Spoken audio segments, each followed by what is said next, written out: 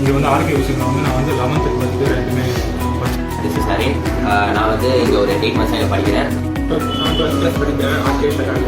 ஸ்ரீ ஹர்ஷினி. நான் இங்கே வந்து 1 இயராக படிக்கிறேன்.